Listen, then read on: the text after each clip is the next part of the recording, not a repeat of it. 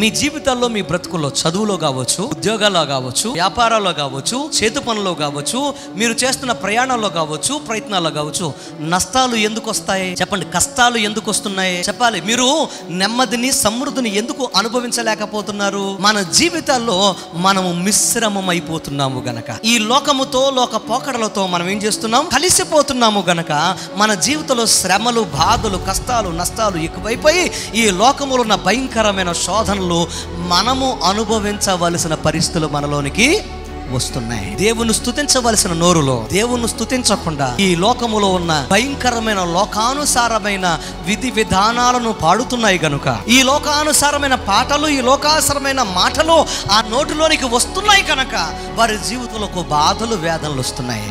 ఈ లోక సంబంధమైన, లోకములో ఉన్న భయంకరమైన పాపాన్ని చూడడం వల్ల, లోక సంబంధమైన పోకళ్ళను చూడడం వల్ల దీవెన బదులుగా, ఆశీర్వాదాన్ని చూడడానికి బదులుగా వేదన, దుఃఖము, బాధలను చూడవలసి వస్తుంది.